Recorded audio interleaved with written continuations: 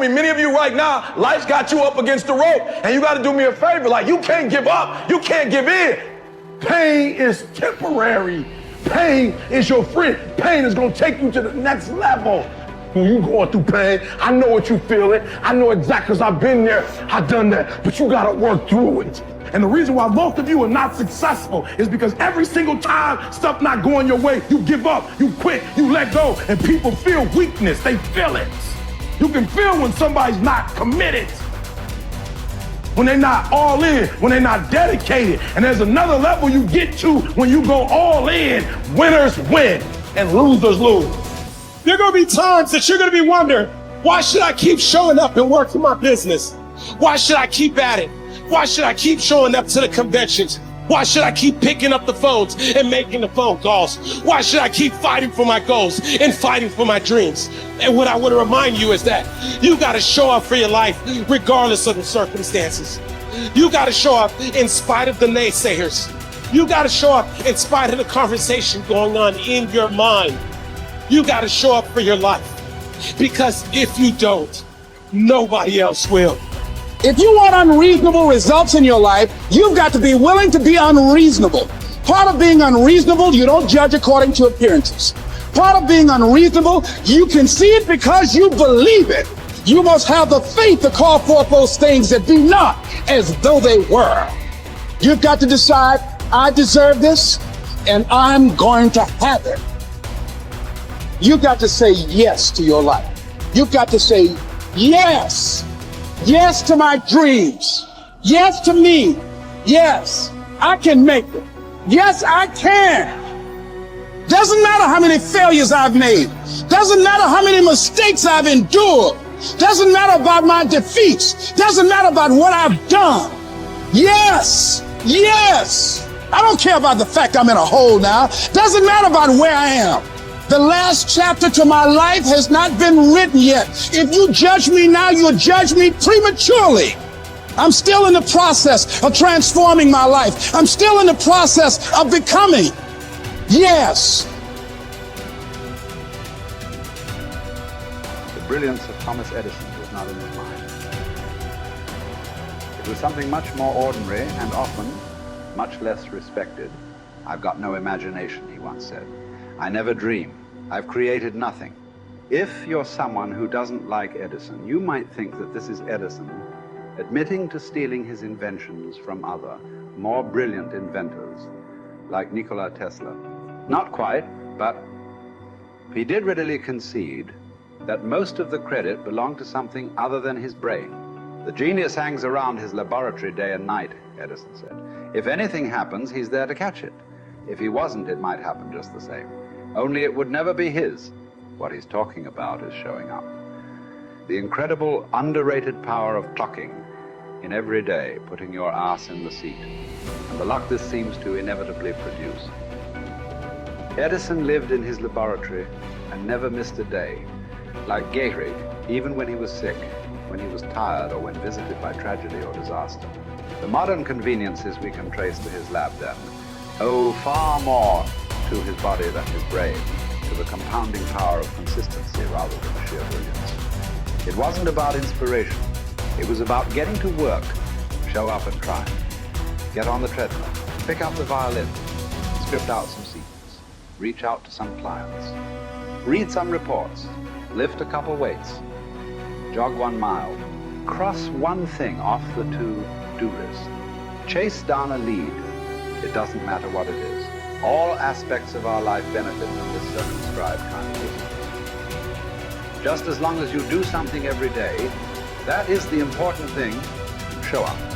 When you're tired, when you don't have to, even if you have an excuse, even if you're busy, even if you won't get recognized for it, even if it's been kicking your ass lately, once something is done, you can build on it. Once you get started, momentum can grow.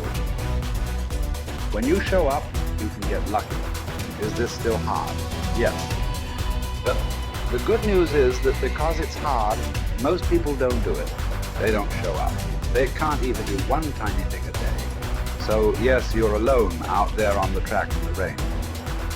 You're the only one responding on Christmas. But having the lead is, by definition, a little lonely. This is also why it's quiet in the morning. You have the opportunities all to yourself. Don't worry about setting any records. Just report for duty. No excuses. And here's the irony. This is also a way to break records. Consistency is a superpower. Day to day, willpower is incredibly rare. Lowell Gettrig was a solid position player and a good hitter. But his success really was rooted in the fact that he didn't miss many days of work. It's quite likely that had he continued at his normal pace and not been stricken with R's, that he would have put up career numbers that surpassed Babe Ruth. Gettrig wasn't just able to show up despite injuries and fatigue. He also had to push through ennui, doubt, and just plain not feeling it. He had slumps like we all do, but he also understood what they meant. As a minor leaguer, he had struggled at the plate and thought about quitting. The Yankees' owner sent down a scout to walk Gehrig through the very basic math of a batting average. A good hitter hits 300, and hitting 350 is terrific. Hitting 400 is almost unheard of. What does that translate to? Missing on 6 tries out of 10. A hitter can also go days, weeks without touching the ball. That's what the scout told him.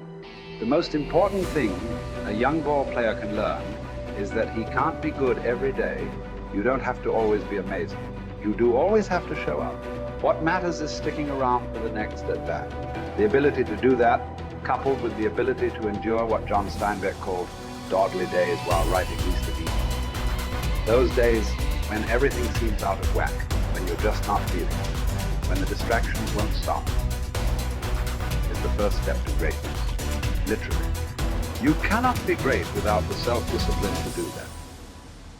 One thing a day adds up. Each day adds up. But the numbers are only interesting if they accumulate in large quantities.